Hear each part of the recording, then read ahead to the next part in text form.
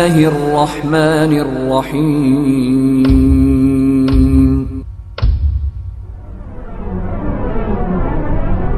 عز وجل في كتابه الكريم بسم الله الرحمن الرحيم إنا أنزلناه في ليلة مباركة إنا كنا منذرين فيها يفرق كل أمر حكيم. وقال تعالى في مقام آخر ومن يطع الله ورسوله فقد فاز فوزا عظيما. معزز سامعین کرام، دینی ملی بھائیوں، نوجوان ساتھیوں، پردہ نشین ماؤں اور بہنوں، آج کے اس خطبہ میں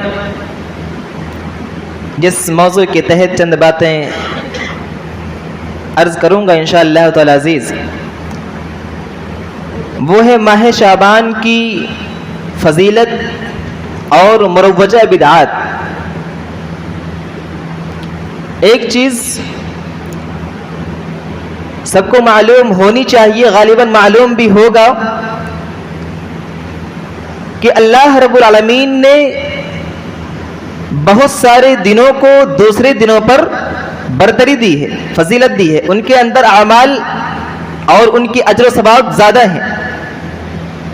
اسی طریقے سے اللہ رب العالمین نے بہت ساری راتوں کو دوسری راتوں پر فوقیت دی ہے، برتری دی ہے، فضیلت دی ہے، جس کے اندر اعمال کا اجر و ثواب کئی گنا زیادہ ہو جاتا ہے. مثال کے طور پر جو مقام اور جو مرتبہ لیلۃ القدر کا ہے، شب قدر کا ہے، اس کے مد مقابل اور دوسری راتیں نہیں ہیں، راتیں سب ہیں، لیکن اس کی فضیلت بیان کی گئی ہے. انا انزلناہ فی لیلۃ القدر وما ادراک ما لیلۃ القدر لیلۃ القدر خیر من الف شہر. یہ لیلۃ القدر جو ہے یہ 1000 مہینوں سے بہتر ہے. اسی طریقے سے دن کا تعلق جہاں تک ہے تو متفق علیہ روایت سے یہ چیز معلوم ہوتی ہے کہ اللہ کے نبی صلی اللہ علیہ وسلم نے فرمایا کہ ذی الحجہ کے ابتدائی ایام جو 10 ایام ہیں، ان میں کیے جانے والے اعمال جتنا زیادہ محبوب اللہ کے نزدیک ہے، دوسرے ایام میں وہ اعمال اتنے محبوب نہیں ہیں. تو معلوم یہ ہوا کہ بعض ایام کو بعض ایام پر فوقیت دی گئی ہے، اسی طریقے سے بعض راتوں کو بعض راتوں پر فوقیت حاصل ہے. آئیے دیکھتے ہیں کہ آج جو مہینہ، جس مہینے میں ہم اور آپ چل رہے ہیں، کیا اس مہینے کی بھی کوئی فضیلت ہے اور کہاں تک ہے، اور کہاں تک ہم اس کے غلط طریقے پر عمل کر کے اپنے آپ کو برباد کر رہے ہیں. جو ماہ ہمارے اور آپ کے اوپر سایہ فگن ہے، ماہ شعبان عربی کیلنڈر کا 8واں مہینہ ہے. اس مہینے کے تعلق سے اگر فضیلت کو ہم دیکھیں تو اس مہینے کی فضیلت کے لیے یہی کافی ہے کہ اللہ کے نبی صلی اللہ علیہ وسلم اس مہینے میں کثرت سے روزہ رکھتے تھے. جیسے کہ صحیح بخاری کی روایت حدیث نمبر 1969 1969 کے اندر اللہ کے نبی نے فرمایا، راویہ اما عائشہ صدیقہ رضی اللہ تعالیٰ عنہ ہے، وہ کہتی ہیں کان رسول اللہ صلی اللہ علیہ وسلم یصوم حتی نقول لا یفطر ویفطر حتی نقول لا يصوم فما رأيت رسول الله صلى الله عليه وسلم استكمل صيام شهر إلا رمضان وما رأيته أكثر صياما منه في شعبان. صحیح بخاری کی روایت، راوی حدیث اما عائشہ صدیقہ رضی اللہ تعالیٰ عنہ وہ کہتے ہیں کہ اللہ کے نبی صلی اللہ علیہ وسلم اس مہینے میں روزہ ایسے رکھتے تھے گویا ہم لوگ یہ کہنے لگتے کہ آپ صلی اللہ علیہ وسلم اب روزہ نہیں چھوڑیں گے، اور اس کے بعد آپ صلی اللہ علیہ وسلم روزہ چھوڑنے لگتے. ایسا ہم لوگ یہاں تک ہم لوگ کہتے کہ آپ صلی اللہ علیہ وسلم اب روزہ نہیں رکھیں گے. اس کے بعد فرمایا کہ رأیت رسول اللہ صلی اللہ علیہ وسلم، ہم نے اللہ کے رسول صلی اللہ علیہ وسلم کو سوائے رمضان میں کسی اور مہینے میں مکمل مہینے کا روزہ رکھتے ہوئے نہیں دیکھا. اس کے بعد فرمایا کہ شعبان وہ مہینہ ہے جس میں آپ صلی اللہ علیہ وسلم اکثر روزہ رکھتے تھے، سب سے زیادہ روزہ رکھتے تھے.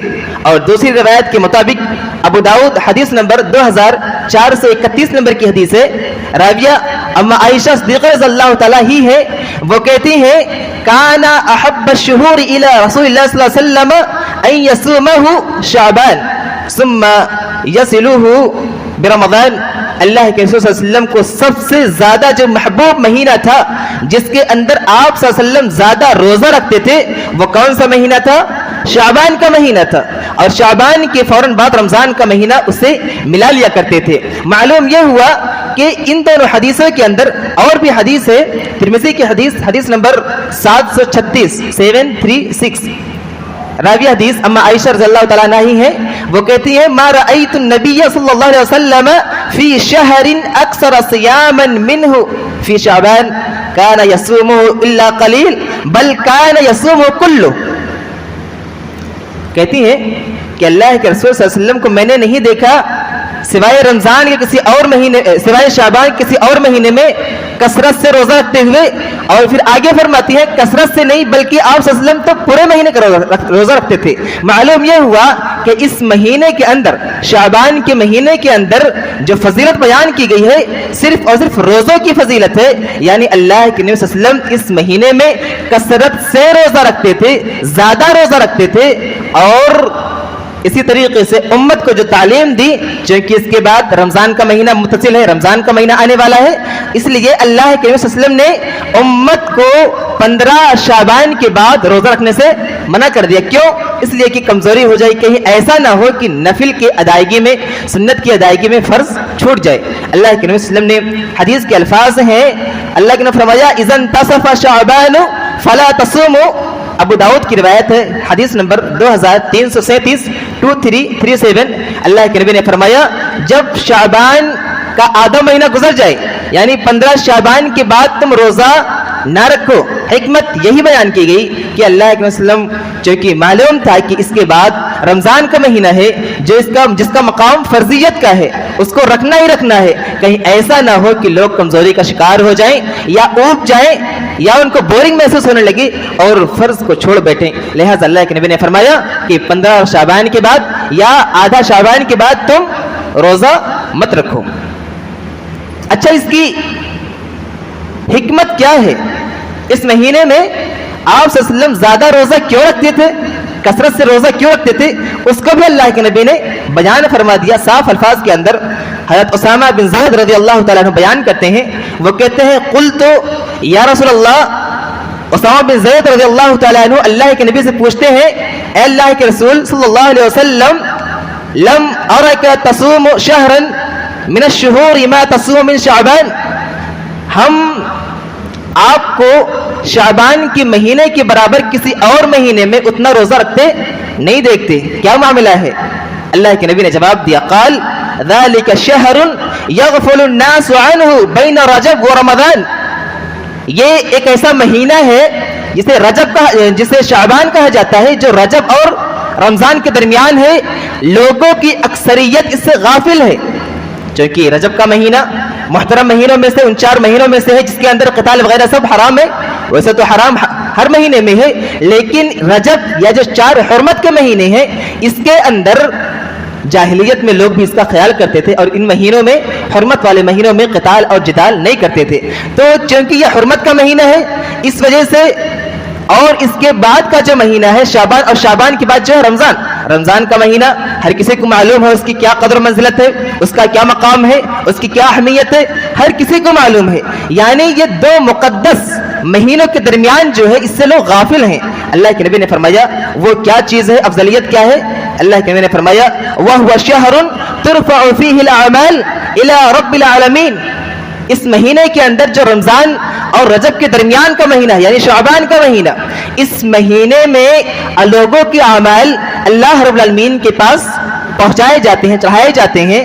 فَأُحِبُّ أَن يُرْفَعَ عَمَلِي وَأَنَا صَائِمٌ. تو میں یہ پسند کرتا ہوں, میں یہ چاہتا ہوں کہ جب میرا عمل اللہ رب العالمین کے پاس پہنچایا جائے, لے جایا جائے, پیش کیا جائے تو میں روزے کی حالت میں رہوں. یہ سنن نسائی کی روایت ہے حدیث نمبر 2357 2357. اس سے معلوم یہ ہوا کہ اللہ کے رسول نے اس مہینے میں یعنی شعبان کے مہینے میں روزے کی اہمیت بتلا کر کے خود روزہ بھی رکھا اور امت کو بھی تعلیم دی کہ اس کے اندر کثرت سے روزہ رکھو، لیکن دن کو خاص کر کے کسی ایام کو مخصوص کر کے کہ صرف ہم 15 شعبان کو رکھیں گے، اس کی کوئی بھی دلیل ہم نے آپ کے سامنے غالباً 3-4 حدیثیں پیش کی، اس کے اندر کہیں پر بھی یہ معلوم نہیں ہوا یا اس کا کہیں بھی ذکر نہیں ہے کہ اللہ کے نبی نے کسی دن کو خاص کیا ہو 15 شعبان کو، جیسے کہ آج ہمارے یہاں بالکل عام چیز ہے، لوگ سوچتے ہیں کہ سال بھر میں 4-5 قیام کر لو اور 4-5 روزہ رکھ لو، دین مکمل، جبکہ شریعت کے اندر ایسی کچھ نہیں ہے، بلکہ نماز پڑھنے کا مقام کچھ اور ہی ہے، روزہ کا مقام کچھ اور ہے، لیکن کسی عبادت کو خاص کرنا اس کے لیے دلیل ہونی چاہیے، اور جس کی دلیل موجود نہیں ہے لہذا اس عمل کو عبادت سمجھ کے نہیں کیا جا سکتا، وہ دین کا حصہ نہیں بن سکتے۔ تو ہم نے جو روایتیں آپ کے سامنے پیش کی، اس کے اندر کہیں پر بھی، جیسا کہ آج بہت سارے لوگ 15 شعبان کا دن آ جائے، بہت سارے لوگ غالباً روزے سے ہوں اور انہیں یہ بتایا گیا ہو کہ آج کے دن روزے کی اہمیت ہے، جبکہ یہ بالکل سراسر من گھڑت بات ہے، اور جو اس کے تعلق سے روایتیں پیش کی جاتی ہیں وہ سب موضوع اور ضعیف ہیں، بلکہ حق اور صحیح بات یہ ہے جو صحیح روایتوں سے میں نے آپ کے سامنے پیش کی، وہ یہ ہے کہ اللہ کے نبی صلی اللہ علیہ وسلم اس مہینے میں کثرت سے روزہ رکھتے تھے، لیکن کوئی دن خاص نہیں ہے کہ صرف اسی روز روزہ رکھا جائے یا صرف اسی رات کو قیام کیا جائے۔ اسی تعلق سے میں اپنے موضوع کی اور آگے بڑھاؤں تو میرے موضوع کا دوسرا شق جو ہے کہ اس مہینے کے اندر جو مروجہ جو رواج پر ہے وہ تمام بدعات کیا کیا ہیں، ان کی حقیقت اور اصلیت کیا ہے۔ سب سے پہلی چیز جو بالکل عام ہے، اس مہینے کے اندر شب برات 15ویں رات کو شعبان کی 15ویں رات کو لوگ شب برات کے نام سے مناتے ہیں۔ اگر ہم غور کریں تو یہ شب برات نہ تو قرآن کے اندر الفاظ موجود ہیں نہ حدیث کے اندر، یہ عربی الفاظ یہ نہیں ہے۔ شب جو ہے، لفظ شب یہ فارسی کا لفظ ہے جس کے معنی رات ہوتے ہیں، اور برات جو ہے یہ برات نہیں ہے، اصل میں کیا ہے؟ برات یعنی نفرت، بیزاری کا اظہار کرنا۔ تو شب برات لوگ اس کو کیوں کہتے ہیں، اس کے پیچھے ان کی کیا حکمت ہے واللہ عالم بالصواب، لیکن جو استعمال کرنے کی وجہ سے جو بات سمجھ میں آتی ہے وہ یہ کہ لوگ یہ سوچتے ہیں کہ اس مہینے کے اندر اللہ رب العالمین اپنے بہت سارے بندوں کو رہائی دیتا ہے۔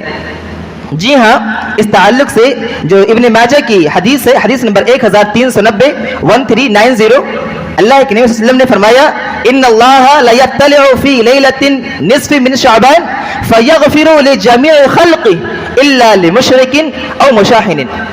اللہ رب العالمین 15 شعبان کو اپنے ساری مخلوقات کو ان کی طرف نظر رحمت سے دیکھتا ہے اور سارے لوگوں کو معاف کر دیتا ہے، ان کی بخشش کر دیتا ہے، سوائے کن لوگوں کے؟ الا لمشرکین او مشاحن، دو لوگوں کے علاوہ، ایک مشرک جو اللہ کے ساتھ کسی کو شریک ٹھہراتا ہے، اور دوسرا مشاحن جو کینہ پرور ہو، جس کے اندر اپنے بھائی کے تعلق سے برائی ہو، دشمنی اور بغاوت ہو، ایسے شخص کو معاف نہیں کیا جاتا۔ یہ حدیث میں نے آپ کے سامنے پیش کی۔ اس کے بعد اس کے تعلق سے جیسا کہ لوگ اس دن کو خاص کرتے کہ اللہ کے نبی صلی اللہ علیہ وسلم نے فرمایا کہ اس دن معاف کیا جاتا ہے، یعنی یہ فضیلت افضلیت کا دن ہو گیا۔ تو اگر کسی چیز کی فضیلت کو بیان کرنے کا مقصد ہے، مطلب یہ ہوتا ہے کہ اس دن عبادت کی افضلیت بڑھ جاتی ہے، اس روز زیادہ عبادت کرنا چاہیے، جبکہ اللہ کے نبی ثابت نہیں، تو مجھے کوئی یہ بتلائے کہ اللہ کے نبی صلی اللہ علیہ وسلم سے اس کے علاوہ بھی بہت ساری حدیثیں موجود ہے۔ صحیح مسلم کی روایت ہے جس کے اندر اللہ رب العالمین آسمان دنیا کے اوپر آتا ہے، آسمان دنیا پہ آتا ہے، ہر روز رات کے ایک تہائی حصہ گزر گیا، یعنی فجر سے کچھ پہلے کا وقت، اس وقت اللہ رب العالمین آسمان دنیا پر آتا ہے اور لوگوں کو پکار کے کہتا ہے کوئی مجھے پکارنے والا جس کے میں جواب دوں، ہے کوئی مغفرت طلب کرنے والا جس کو میں بخش دوں، ہے کوئی مجھ سے کچھ سوال کرنے والا جس کا میں کچھ جواب دوں، کوئی دعا کرنے والا ہے جس کی دعا کو میں قبول کروں۔ یہ تو روزانہ کا معاملہ ہے، لہٰذا اس دن کو مخصوص کرنا کہ یہ رات جو ہے آزادی کی ہے، بخشش کی ہے، اس لیے ہم لوگ رات میں محفلیں سجائیں گے، ہم لوگ رات میں پروگرامز کریں گے، رات کو قیام کریں گے، دن کو روزہ رکھیں گے. یہ چیز لازم نہیں آتی. یہ چیز تو ایسے ہی ہے گویا کہ اللہ اور اس کے رسول کے فرمان کے مطابق نہ چل کر کے اس سے آگے بڑھ جانا ہے. ذرا مجھے بتلائیے، اللہ کریم صلی اللہ علیہ وسلم کو یہ چیز کیا معلوم نہیں تھی کہ اللہ رب العالمین اس روز اپنے بندوں کو بخش دیتا ہے؟ تو کیا اگر اللہ کے نبی کو معلوم تھی تو اللہ کے نبی نے اس روز قیام تو نہیں کیا؟ صحابہ کرام کو اس کی تعلیم نہیں دی؟ یا اللہ کے رسول نے اپنے ازواج مطہرات کو بھی اس کی تعلیم نہیں دی؟ کیا اللہ کے نبی کو یہ چیز معلوم نہیں تھی؟ کیا صحابہ کرام کو یہ چیز معلوم نہیں تھی؟ ظاہر سی بات ہے ان لوگوں کو معلوم تھی، لیکن اللہ کے نبی نے اس چیز کا حکم نہیں دیا، لہٰذا وہ لوگ نہیں کیے. اور اسی طریقے سے آج ہمیں بھی وہ ہمیں آیت یاد رکھنی چاہیے، وَمَن يُطِعِ اللَّهَ وَرَسُولَهُ فَقَدْ فَازَ. جو اللہ اور اس کے رسول کی اطاعت کرے گا وہی کامیاب ہے. اس کے علاوہ ہم یہ چاہ لیں کہ نماز پڑھنے میں جاتا کیا ہے، نماز پڑھنے میں برائی کیا ہے. برائی میں بھائیو سب سے بڑی برائی یہی ہے کہ اللہ کے نبی نے اس عمل کو کیا نہیں ہے. سب سے بڑی برائی یہی ہے کہ اللہ کے نبی کی مہر اس پہ موجود نہیں ہے، صحابہ کرام کا عمل اس پہ نہیں ہے، لہٰذا وہ چیز دین نہیں ہو سکتی، وہ بدعت مانی جائے گی. یعنی دین کے اندر کوئی خود آگے بڑھ کر کے، جبکہ اللہ رب العالمین نے قرآن مقدس کے اندر ارشاد فرمایا لا تقدموا بین یدی اللہ ورسولہ، اللہ اور اس کے رسول سے آگے بڑھنے کی کوشش مت کرو. کیوں؟ اس لیے کہ ممکن ہے تمہارے اعمال اکر تو برباد کر دیے جائیں. سامعین کرام، لہٰذا جب اس چیز کو ہمیں معلوم ہو گیا، اس چیز کا علم ہمیں ہو گیا کہ اللہ تعالیٰ ہر اس رات 15ویں شعبان کو آسمان اپنے بندوں کو معاف کرتا ہے، بخشتا ہے، تو یہ تو ہر روز کا معاملہ ہے. اگر اس دن قیام لازم آتا ہے تو ہر روز ہمارے نوجوان فجر کے وقت کیوں سوئے ہوتے ہیں؟ ہر روز وہ لوگ قیام کیوں نہیں کرتے؟ ہر روز وہ لوگ روزہ کیوں نہیں رکھتے؟ اس سے معلوم یہ ہوتا ہے کہ یہ محض اس کی افضلیت کو بیان کرنے کے لیے اور دین کے اندر ایک نئی چیز داخل کرنے کے لیے جو کہ اللہ اور اس کے رسول سے ثابت نہیں ہے، صحابہ کرام کے عمل ثابت نہیں ہے، اس کو بڑھانے کی کوشش کی جا رہی ہے، جس کو ہم آسان الفاظ میں کہیں کہ یہ بدعت ہے جو شریعت کے اندر موجود نہیں ہے. صرف اس رات کے اندر جیسے کہ میں نے حدیث پیش کی کہ اللہ تعالیٰ بخش دیتا ہے، جو کہ یہ دن خاص نہیں ہے بلکہ اللہ تعالیٰ ہر روز فجر سے پہلے جو ایک تہائی حصہ جب گزر جاتا ہے تو اللہ تعالیٰ اس وقت آسمان دنیا پر آ کر کے بندوں کو پکارتا ہے. تو لہٰذا اس دن کو خاص نہیں کرنا چاہیے. اسی طریقے سے اس رات کو لوگ قبر کی زیارت کرتے، خاص طور سے لوگ قبر کی زیارت کے لیے پورے گروہ جتھا بنا کر کے لوگ جاتے قبرستان قبر کی زیارت کے لیے. کیا اس کی بھی کوئی دلیل موجود ہے؟ کیا شریعت سے اس کا بھی کوئی تعلق ہے؟ میں بتلاؤں آپ کو. جو اس کے پیچھے لوگ دلیل پیش کرتے ہیں وہ سنن ترمذی اور ابن ماجہ کی روایت ہے. سنن ترمذی حدیث نمبر 739 اور ابن ماجہ 1389 نمبر کی حدیث ہے، جس کے تعلق سے جب اس کی تحقیق کی گئی تو معلوم یہ ہو کہ یہ حدیث حد درجہ ضعیف ہے. اس کے اندر انقطاع پایا جاتا ہے. انقطاع کا مطلب یہ ہوتا ہے کہ کوئی بھی حدیث جو ہے جو ہم تک پہنچی وہ ایک سلسلہ سند ہوتا ہے، ایک زنجیر کی کڑی ہوتی ہے. انقطاع کا مطلب یہ ہوا کہ بیچ سے کڑیاں غائب ہیں، دو جگہ پہ انقطاع پایا جاتا ہے. لہٰذا یہ حدیث ضعیف ہے اور ضعیف حدیث کو حجت نہیں بنایا جا سکتا.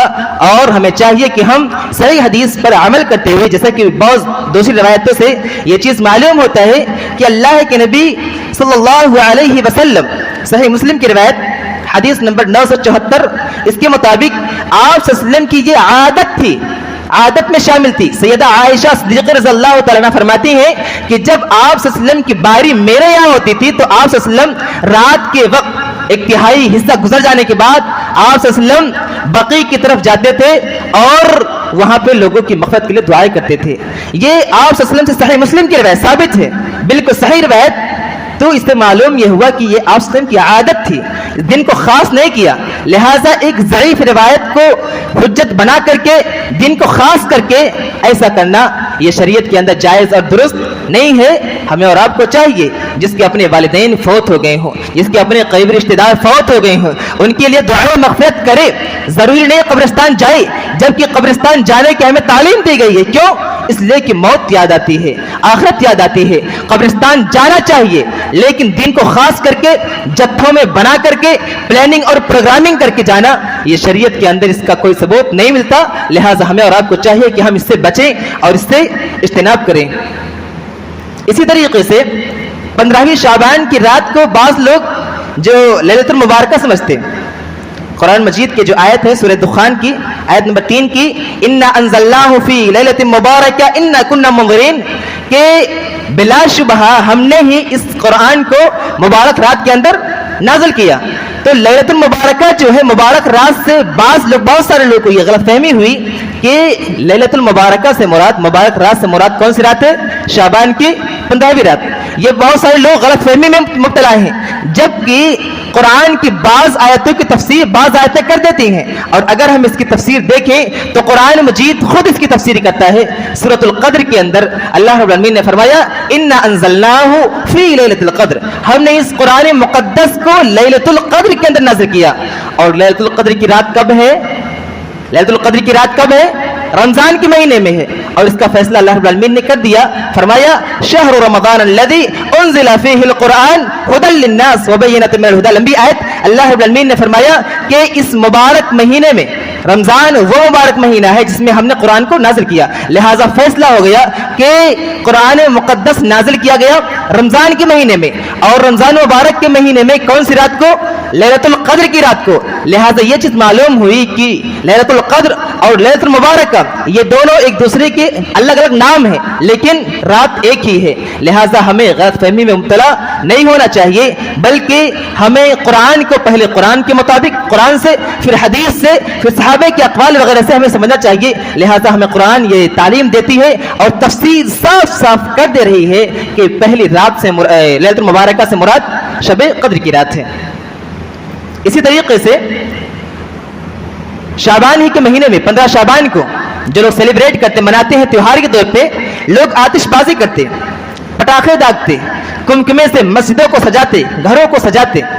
سامعین کرام, اگر ہم غور کریں تو معلوم ہوگا کہ آتش بازی کرنا, پٹاخے پھوڑنا اگر دیکھا جائے تو یہ گناہوں کا مجموعہ ہے. اس کے اندر کئی سارے گناہ موجود ہیں. مثلا سب سے پہلی چیز کہ اس کے اندر اسراف پایا جاتا ہے. شریعت ایسی چیز کی تعلیم نہیں دیتی جو کسی کے نقصان کا باعث بنے, اور ویسے بھی اسراف شریعت کے اندر حرام ہے.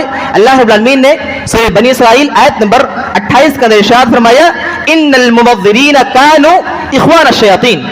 مبذرین جو اسراف کرنے والے ہیں, فضول خرچی کرنے والے ہیں, یہ شیاطین کے بھائی ہیں. لہٰذا ہمیں شیطانوں کا بھائی نہیں بننا ہے, ہمیں اللہ اس کے رسول کا صحیح طریقے سے پیروکار بننا ہے. سامعین کرام, اس لیے چاہیے کہ ہم آتش بازی سے بھی پرہیز کریں اور بچیں, کیونکہ یہ ہمارے دین کا حصہ نہیں ہے. یہ تو غیروں کے تیوہار ہے, یہ مجوسیوں کے تیوہار ہے, جہاں سے آیا ہے وہ لوگ منائے, ان کا دین کوئی نہیں, ان کا کوئی نہیں. لیکن ہم مسلم ہیں, ہم اللہ اس کے رسول کے حکم کے تابع ہیں, ہمیں ان کے مطابق چلنا ہے. لہٰذا ہمارے لیے جائز نہیں, کسی مسلمان کے لیے جائز نہیں کہ وہ آتش بازی کرے. یہ اسلام اور شریعت محمدیہ کے تیوہار میں شامل نہیں ہے. ہمارا 2 تیوہار ہے, عید الفطر اور عید الاضحیٰ. یہ بھی بہت ہی شرافت کا تیوہار ہے.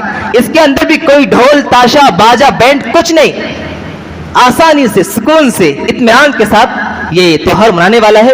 لہٰذا یہ شریعت کا تیوہار امت مسلمہ کے لیے بالکل جائز اور درست نہیں ہے. اسی طریقے سے دوسری چیز یہ کہ یہ کفار و مشرکین کی مشابہت ہے, اور ابو داؤد کی روایت ہے حدیث نمبر 4031, اللہ کے نبی نے فرمایا من تشبہ بقوم فہو منہم. جو جس قوم کی مشابہت اختیار کرے گا, جو جس قوم کی نقالی کرے گا, وہ اسی سے ہے. لہٰذا یہ پٹاخے کون لوگ پھوڑتے, یہ راتوں کو چراغا کون لوگ کرتے, اسی طریقے سے گھروں کو سجاتے کون لوگ, اپنی مسجد عبادت گاہوں کی کون لوگ سجاتے, سب کو معلوم ہے, نام لینے کی ضرورت نہیں, ہر کسی کو معلوم ہے یہ تمام چیزیں کون لوگ کرتے ہیں. اور اگر ایک مسلمان وہی کرنا شروع کر دے, کیا یہ دوسرے قوم کی مشابہت نہیں ہے؟ کیا یہ دوسرے قوم کی نقالی نہیں ہے؟ یہی تو نقالی ہے, یہی تو مشابہت ہے. لہٰذا ہم اس حدیث کے پس منظر اس حدیث کو اگر اپنے سامنے رکھ کر کے دیکھیں تو ہم غیروں کی نقالی کر رہے ہیں اور غیروں کی مشابہت اختیار کر رہے ہیں، جس پر وعید سنائی گئی ہے کہ وہ اسی قوم سے ہو جائے گا، پھر اسلام سے اس کا کوئی تعلق نہیں ہے۔ اسی طریقے سے ماہ شعبان 15ویں شعبان کے اندر حلوہ وغیرہ بنایا جاتا ہے لوگوں کو، اس کے اندر لوگوں کا اپنا کانسیپٹ ہے کہ روحیں گھر میں آتی ہیں۔ بعض لوگ کہتے ہیں نہیں، اللہ کے نبی صلی اللہ علیہ وسلم حلوہ پسند تھا، وہ کھاتے تھے۔ کب؟ جب آپ صلی اللہ علیہ وسلم کے دانت شہید ہو گئے تھے۔ سامعین کرام، سیرت کا، تاریخ اسلام کا معمولی سا اسٹوڈنٹ، چھوٹا سا بھی اسٹوڈنٹ اگر اس کے اندر ذرا بھی عقل ہوگا تو اس کو معلوم ہوگا اللہ کے وسلم کے دندان مبارک کب شہید ہوئے تھے؟ غزوہ احد کے اندر۔ غزوہ احد کب پیش آیا؟ شوال کے مہینے میں، اور یہاں پر حلوہ کب کھلایا جاتا ہے؟ شعبان کے مہینے میں۔ شوال کے مہینے میں داش شہید ہو رہا ہے اور 10 مہینے کے بعد حلوہ کھلایا جا رہا ہے۔ یہ کون سا لاجک ہے بھائی؟ یہ کون سی سمجھداری اور عقل مندی کی بات ہے؟ یہ تو ایسے ہی ہے کہ چوٹ لگا ہے سر میں اور ٹاکا پیٹ میں لگا رہا ہے ڈاکٹر۔